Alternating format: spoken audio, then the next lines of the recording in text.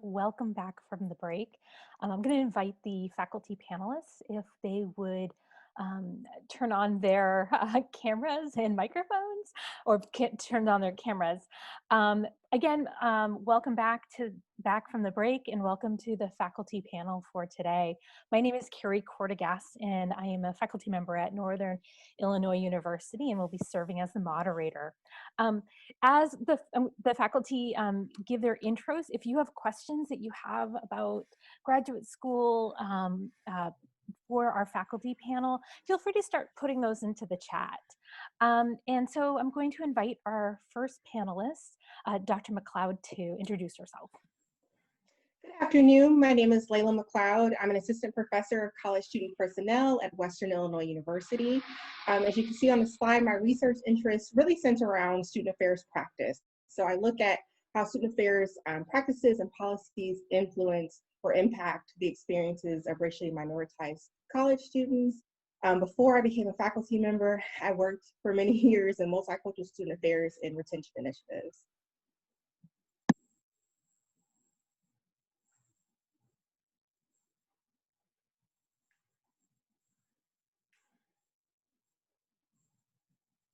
The next faculty member is Dr. Jekyll. Hey everyone, welcome. My name is Dr. Katie Jekyll. I am an associate professor in higher education at Northern Illinois University. My research looks at sort of the nexus between queer and trans students' experiences in the classroom and the ways in which pedagogy supports and or fractures their student success. Before being a faculty member here, I was in first and second year programming, specifically writing programming, and I come out of academic affairs. And our next faculty member. Hey everyone, I'm Gavin. I use they, them, or Z here pronouns, and I'm an assistant professor and co-coordinator of the College Student Personnel Administration program at Illinois State. As you can see behind me in a very fake picture, I don't have as beautiful as backgrounds as my colleagues, and so I have to put up fake pictures. Before moving into faculty life, I worked for many moons as in our multicultural affairs office, doing diversity and social justice education and overseeing our LGBT area for some time. My research is about qualitative methodologies and visual research, as well as queer and trans experiences, both as students and as practitioners. Thanks, excited to be here with everyone. Well, welcome. And our last faculty panelist, Dr. Coleman. Hello, everyone. My name is John Coleman, as it says. I'm an assistant professor in the counseling and higher ed program here at Eastern Illinois.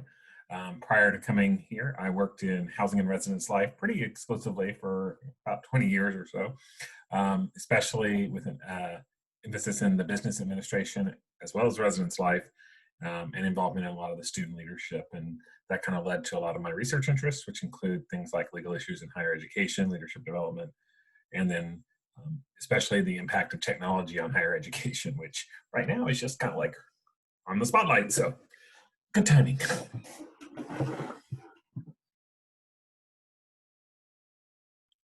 Gosh, I think that's the catchphrase of 2020, you're on mute. So welcome to our faculty panel. As you are thinking, please add questions to the chat. Maybe we can start off at a little bit around what are some things that you think students should consider when they're applying to graduate school and looking at programs?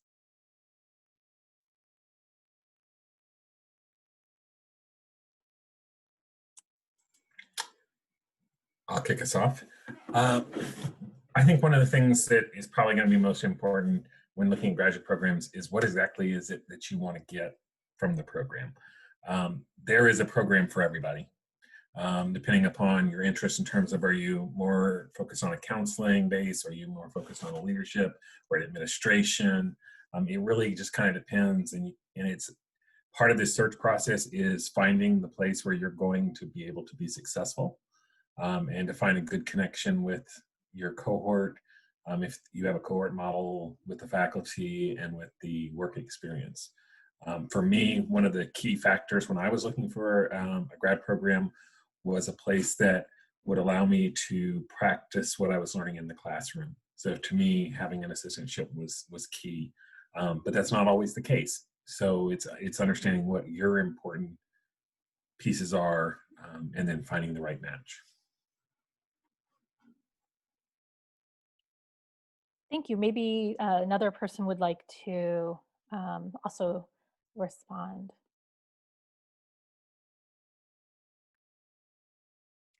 Yeah, to echo that, each program typically has a hallmark or really works hard to sort of express what it is that they're known for. So you'll see programs that are known for practitioner work. You'll see programs that are socially justice oriented. And so to really think about what is it that you want to focus on. And I agree with Dr. Coleman. I think it's important to look to see, you know, who are the faculty, who might be some folks that you genuinely want to study with and learn alongside. And to think through, is a cohort model for you? Do you want to sort of traverse this together with a social group? I believe in that. And so is that something that's important to you? Or, you know, are you okay doing this a little bit more independently? But I also want you to think about things like your social support system. Where is it? Can you access it online or from afar? Or do you need to be thoughtful about different familial circumstances, in which case maybe you stay a little bit closer to those areas?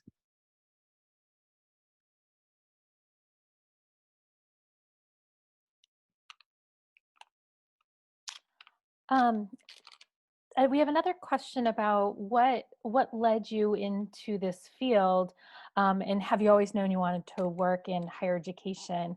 I don't know if maybe Dr. McLeod, if you want to start us off on that. Sure. So I think there's just this theme for some of us in student affairs of, oh, I just stumbled upon this field. And I would say that that was true for me. While I had grown up on a college campus, I wasn't really familiar with student affairs as an area, but definitely my experiences as a student led me to this work. So I was one of those super involved students, particularly around Greek life. Spent a lot of time doing stuff with my sorority, and really got involved on in campus that way. Did I always, and I think what led me to my current work is that I really believe in higher education as a space where not only folks can just learn about themselves but other people, but where we can reimagine some of the inequity in the world. I really believe that higher education is a place for us to just try things out and imagine possibilities. And I think that is what has led me to this work and keeps me coming back every year. I'll pass it on to someone else. Gavin, do you maybe want to share too? Sure. I think I have a similar sort of experience to Dr. McLeod and maybe many others as well. I was a work study student in our student leadership center, and I remember talking to my mentor, Dr. Jen Latino, and I was like, hey, I think I want to try the student affairs thing. And she was like, yeah, I know. We've all known. We were just waiting for you to know, which I thought was like a unique thing. And now that I've been in the field for quite some time, many people, that is their story. And so they shared with a mentor and came out as a future SA pro, and folks are like, yeah, that makes sense. And so I found it. I mean, who knows what student affairs is before they go to college? One of the things I think you'll learn in graduate school is you'll spend so many hours at family dinners explaining what student affairs is. Because for those of us who don't have family that went to college, or even if they did go to college, they might not understand what this is. And so that was my experience, and fell in love with the work.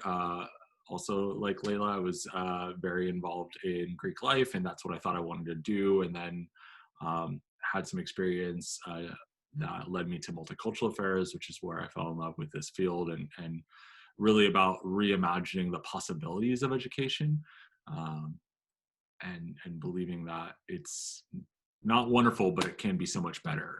And I'm always so inspired by my graduate students. Hey, there was a question earlier, I think with the speaker about the differences between, college student personnel programs, higher education administration programs, higher education student affairs programs, counseling-based student affairs programs. I think there's a lot of different words and terminology, and I was curious if maybe somebody might help explain, are these semantics or are there these real differences? I don't know if somebody wants to take that.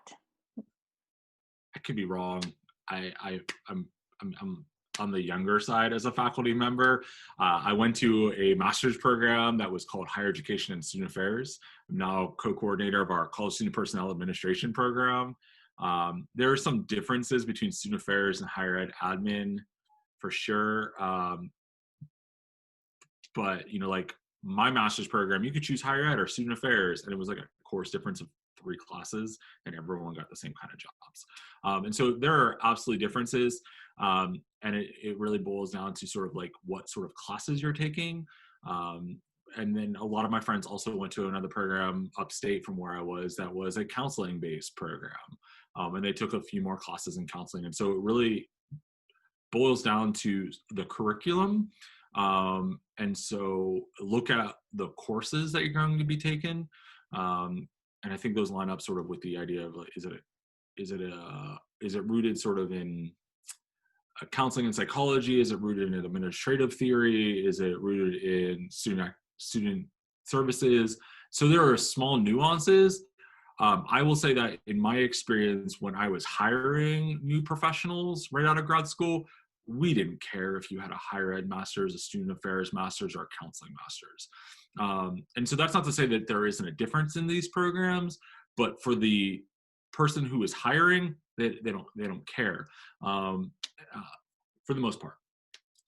So find a program with people that you like, with faculty you like, at a campus you like, where I think the most important is a place that you feel safe and at home. Can I jump in too really quickly? I think this goes back to Dr. Coleman's point about, I always tell students, think about the type of practitioner you want to be, and I think that will help you decide what type of program you want to go to. So my master's is in counseling, and I specifically chose a counseling degree because I was thinking about the ways that the population of students that I knew I wanted to work with and what skills that I feel was necessary to, at that time in my life, to support that population. So for me, I chose a counseling focused program.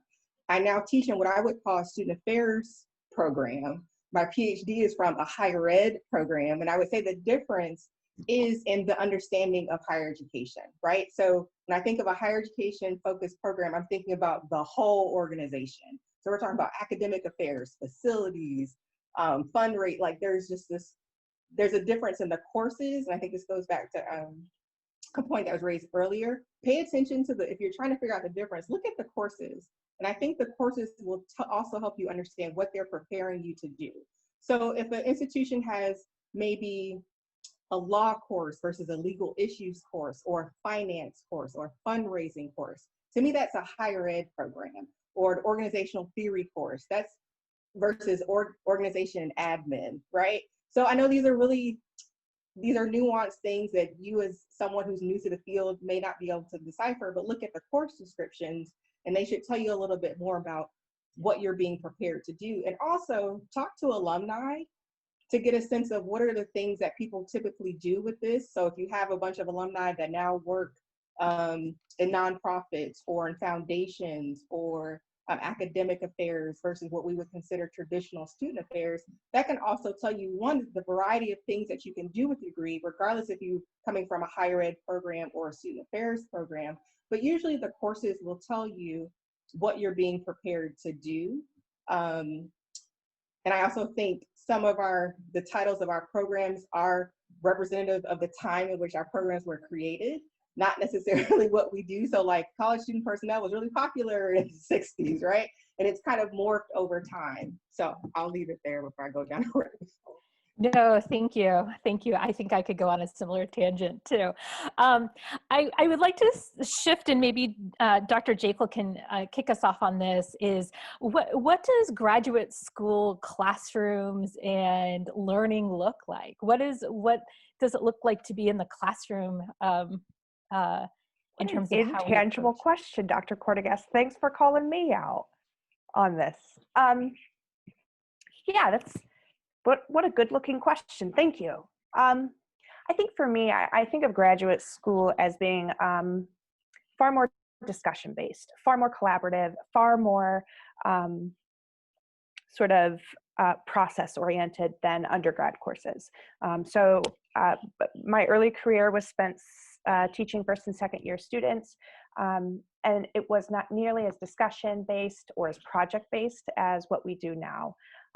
A lot of this is because, right, graduate school, particularly when you're in a professional program, we have these larger outcomes set forth, whether it's by these organizations that we sort of adhere to or specific programs that we want you to be able to do. And so in that way, it's working together. It's coming up with your own thoughts. It's application of theory, but there's a lot of collaboration. I think a lot of times when students ask me this question, they're wondering about workload and reading levels. And yeah, that might be a little bit different than what you're used to, depending on what your undergrad was in. I was an English major, so it felt kind of the samesies for me. But I think in that way, I don't think anybody would disagree. And if they do, please jump all over. Like, we don't test. We don't do a lot of testing in the classroom. We don't really, I frankly feel that's made up, testing. So it's going to be far more sort of dialogic in those ways. Also, sorry, the cat just, I hope y'all didn't hear that. The cat just had to come apart. Kind of wish we had heard the cat and saw it. That would have been a special treat. The cat's name is Goblin. You don't wish it. That sounds fantastic. I think I would also add just that when you start a graduate program,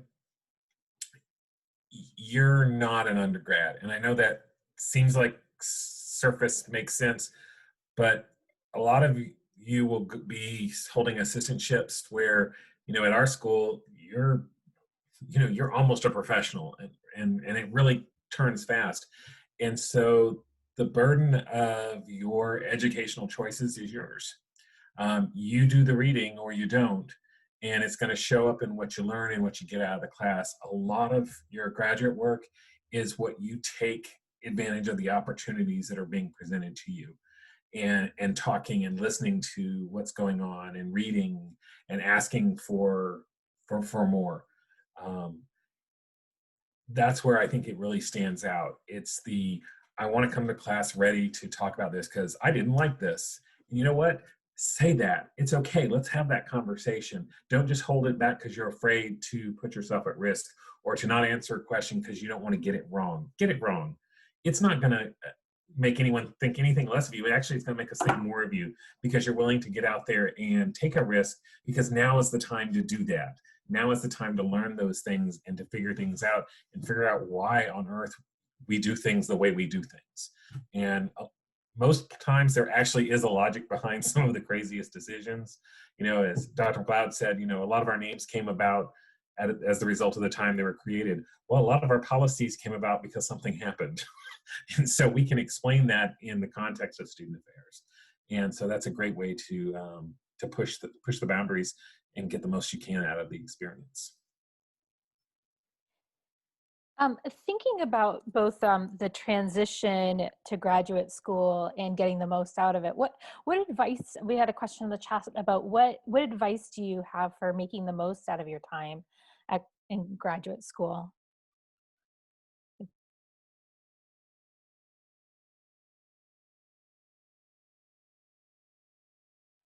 That cat stealing the show. I know, I'm in love with the cats, and I'm sad that mine aren't making an appearance right now. We got a kitten, and I'm sorry, Kevin, were you gonna? I feel like the last thing Jill said to us was we were supposed to be professorial, and now I got a cat in my face. I feel like I blew it. You just start petting the cat, and we can all pretend that we're like evil. Dr. Evil. Like, yeah, Dr. Evil. Absolutely. Still come to graduate school, everyone. This is my heart. I was gonna say the advice about making the most. I often tell students, you can do anything, but you don't have to do everything. And it's only 2 years, right? And so thinking about how can you be intentional about your time. And, I also tell students, don't feel like you come in and have to know which functional area you want to go into. The purpose of the classes and your assistantship is to help you kind of figure that out a little bit more. But don't feel like you have to come in knowing, oh, I'm going to be an admissions professional or whatever it is. Use your time to think about whether it's your assistantship or the practicum to get a variety of experiences, but also intentional, right? So, and have that conversation with your advisor or colleagues or professionals that you want us to connect you with. But I think I also tell students, ask for what you need and also admit that you don't know everything. And we can talk about that. So I think one of the beauties of graduate school and all of our programs is that we know that there's a lot out there and we can help you navigate that. You don't have to know everything. You don't have to know everybody. That's what you use your faculty for, to kind of help you navigate, because higher education is a very large enterprise or a very large organization. So use the faculty in your program or the program that you're thinking about to kind of help you figure out what's the best way to use your time in addition to your assistantship supervisor. I would also add in, we all want you to succeed. No matter what we're talking about, if we're giving you feedback that you may feel is critical, it's because we want you to succeed. So, and we've been there. So, take what we say, you can turn it your own way and that's fine. But the other thing I'd really throw out, it's gonna go fast. It is going to be so fast. You're going to blink and all of a sudden you're going to be at the end of your first semester. And if you look at it from a college term, that means you're now a sophomore.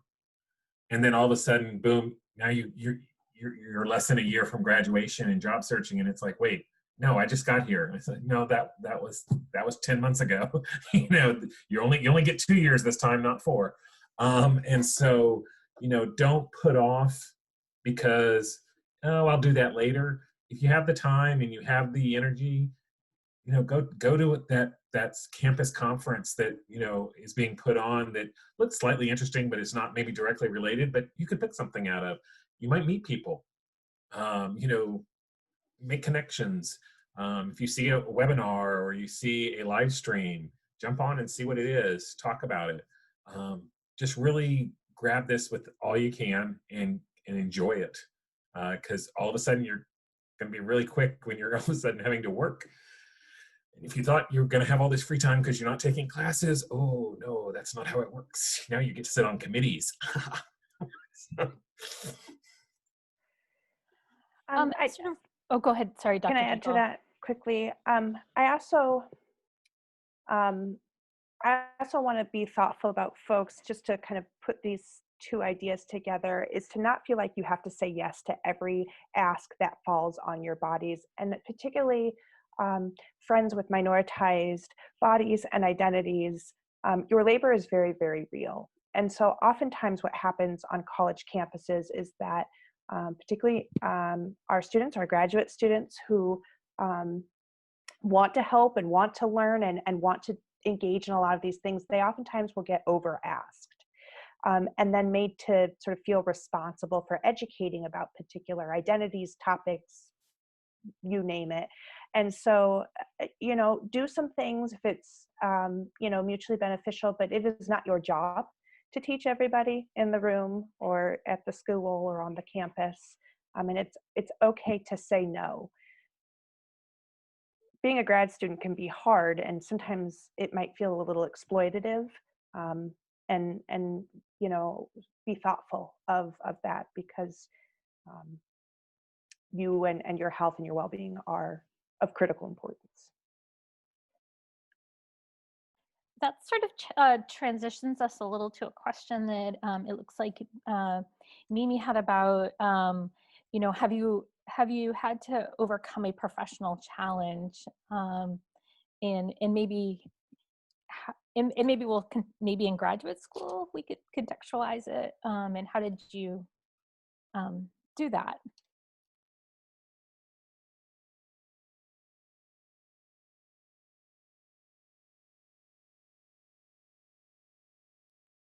Did any of you have a challenge in graduate school that you want to share? I've only had challenges. I'm trying to figure out which one to share. Time management. That seems to always be a struggle for a lot of our students, is finding time to do classwork, to do reading, but like Katie was saying, to take care of themselves and to carve out time. You know, one of the things I always talk about with our research, you know, that I ask them to set time in their calendar to work on their thesis. And they'll go, well, I'm going to do all day Saturday. And I'm like, no, you're not. You're not going to do Saturday because you're going to get up Saturday morning and it's going to be a beautiful day. And you're going to be like, I want to go out. You're not going to want to sit in front of a computer or a book. Give yourself the weekend. So make sure you budget time and you figure it out. And when you mess up your schedule or whatever, don't beat yourself over it. Just start over and pick it up where you're supposed to. But make sure you put time for yourself as well as your schoolwork, as well as your work, especially if you're in one of the housing jobs because you live where you work. And sometimes that can be really hard to do. Gavin, it looked like you also had a comment to share. Sure. Yeah. I mean, building off of, you know, what other people were saying, I was like, it goes so fast. I feel like I should be applying for graduate school, but then I'm like trying to remember on a professional challenge from graduate school. I'm like, oh my God, that was so long ago. I would say, kind of building off of what John was saying a little bit, is the confidence that you belong there. I see that for the graduate students I work with and have worked with for the past several years, but I'm also reflecting back on my own experience as a grad student. One of our courses, our like Introduction to Student Affairs course, our final project was an article for publication, and we had to submit it. And we had to draft it up, had several drafts, and had to hit submit and had to send off to our faculty member that we had submitted it, and that was our final project. And I was so intimidated to do that, that I think I actually don't even know if I did it. I may have taken a lower grade by not submitting it for publication. Like, that's how terrified I was for that. And now I'm like, oh, now I review and I'm like, oh, people must do that all the time, because I see so much stuff that isn't great and high quality that people are putting out there for publication. That I'm like, my graduate students are far better, right? And I don't mean that as dismissive of my grad students by any stretch of the imagination. And so what I would say is that you as an individual, as a human, have so much to offer the world, to offer the field, to offer us as faculty members, to your peers. And so, as I saw John wrote in the thing, is imposter syndrome is a very real thing. And I would say, I won't throw my colleagues under the bus, but I still face that on a daily basis sometimes, right? And so we are all in this space of like, what is adulting, right? What does it mean to be an adult, right? That's the thing that hip kids say on the TikToks and whatnot, right? And so, have the confidence that you belong here. We want you in our programs. We're not just admitting you because we feel bad for you. You're applying and we want you, and we're excited to learn with you. That's why we structure our classes as dialogues and conversations, because we learn from you. We are excited to learn with you, in community with you. And so, that is sort of a professional thing that I had to overcome. And in some regards, I'm still overcoming. And I think it's a journey that we are all on, and hopefully we're all on that journey together. We are running on our time. It looks like there's two questions left. And, one is from Margaret about how do you handle some ethical dilemmas that occur in higher education, particularly if they involve your direct supervisor? And maybe we can put this in a graduate school context. Like, if in graduate school you're running into some ethical dilemmas, what do you do, particularly if they work or they involve your direct supervisor? I don't know if Dr. McLeod, you want to start us off on this? Sure. I think, obviously, again, faculty are there to support you. And I'm saying this because I'm the coordinator for our program, the Student Affairs track at Western. But I think how do you navigate that? For me, I'm also thinking about the context. What, I need more, I'm like, I need more details. That I'm on the strengths finder, context is like #1 for me. So I feel like I would need more information, but we definitely have a conversation about the best route to address that. And I think it's important to realize, obviously, there's a power differential with the graduate student and the supervisor, depending on how the division or however your department is set up. What are the avenues for expressing concerns? What is your previous relationship? So there's all this additional information that I would want to have before I would give a response. So this is a non-response response. But I would say to any student coming to any of our programs that you have support to navigate any challenges that you're going through. Again, as other folks have said, we want you to be successful. We want you to be well. Like as a current, it's a pandemic. We're all at home, or working from different offices. So we're not, as faculty, we're also human beings, and we're mindful of all the layers of stress that y'all are under, because we're probably also experiencing them too. But we want you to be well and healthy. We don't, yes, graduate school is hard, but you should not suffer to get your degree. And so know that regardless of the program you choose, that you have a group of faculty who are going to make sure that, as much as within our control, that you have a good experience. So if there's ever an ethical or otherwise concern in your site, wherever that site may be, that you have a supportive faculty to figure out the best way to resolve that. But it really, I would need more information to figure out how to do that. But know that you have support. Yeah, and I think that's part of what it's, we see this as a training ground, and so part of our role is to help with providing support for you all to navigate this. We are running on our time, so I was hoping we could do there's two questions I think are important for us to maybe close with, and maybe we can do kind of a go around on this. One participant asked about what, if you're an undergrad right now, and you have a little bit of time, what should you be doing to prepare to apply for graduate school? And another question was about, part of it is that they were wanting to get hands-on experience in the time of COVID. Should they still apply now? Or I think implicit in that, or should they wait? So maybe we could go around, and if you want to touch on that. Dr. Jekyll, I think you had your microphone off, so maybe I'll. Yeah, it was for the last question, but thank you. Just really, really quick to the last question. Also, document. Send yourself an email. Send your supervisors an email. Just like hypothetically, document. Okay. I don't think you should wait to apply to school. I think you should do it now. So COVID may or may not be going anywhere. I understand that, but people are going to still come to higher education. Higher education isn't going anywhere. I know you read that sensational article that said, is the end nigh for higher education? That's a weekly thing when you're in our field. Somebody writes that article. They're never right. People tend to shelter in education when things aren't going so awesome sauce in the rest of the world. So please, yes, do apply. I do believe in that. In terms of what should you be doing, I don't want you to think that you should run out and help at a local animal shelter and then hurry up and put that on your resume. Do that if that's what your heart wants. And because kitties are great, but spend some time looking at schools, spend some time on your writing samples if the institutions want that, because we really, really, really want that. And your goal statements, think something bigger than I want to join your program. No, what are your goals? Because we want to cheer with you and root with you and want things for you. But also volunteer at animal shelters. I have a theme today. It's cats.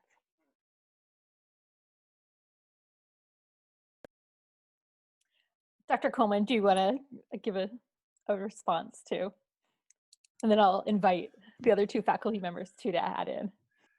Sure. If you have a little extra time between now and when you're going to be doing applying, like if you're a junior or you're going to be a fifth year senior or whatever, I would encourage you to reach out to some of the people on your campus in the positions that you might be interested in and ask if you could shadow them. See what their life is really like, rather than just the 5-second burst that you get to interact with them. But some of the more drab and boring parts of our job, because believe it or not, there are some of those. And I have to agree with Dr. with Katie, that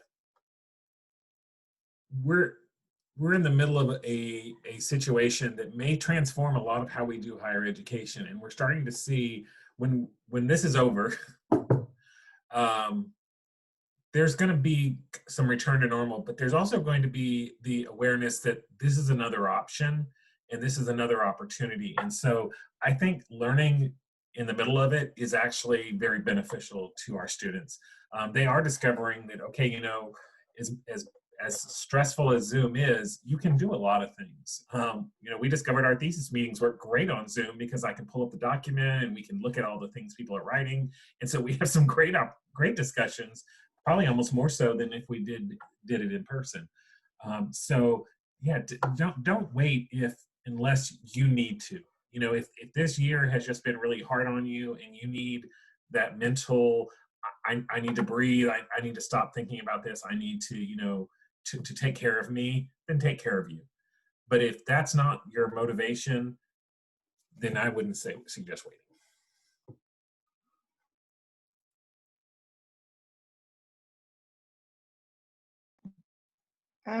I want to co-sign everything that's already been said. I think, again, being intentional with your time and energy, with not just doing things to do them, but to get more information of, you know, what does this field really mean? So talking to current practitioners on your campus about their experience, things they wish they had known before they applied to graduate school, and hearing about the differences maybe in the programs that they attended. This sounds really weird, but not really, because we're in education. I would encourage folks to read. There is a way of reading in graduate school that a lot of students will say, I've never read like this before. I didn't have time to really sit with something before. So I would say find a book, whether, you know, fiction or nonfiction, and just really sit with it. And I mean, we have time, but maybe not if you're still in school.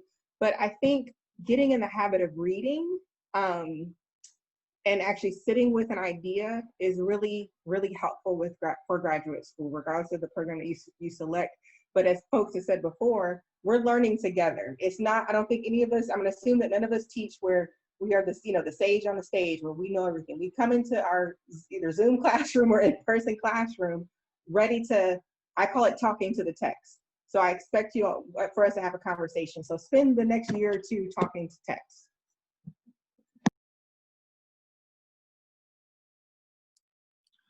In this community, it's really hard to go last and to talk about. How do I follow up those pieces of wisdom? I would say I don't think it's necessary to wait to apply if you want to, for whatever reason. I know that we had some folks that withdrew their application because they needed to go and work to help support their family. And that's totally a valid thing, and we support that. You know, I taught a class my first year here at ISU, and I spent 2 weeks talking about what does student affairs look like online.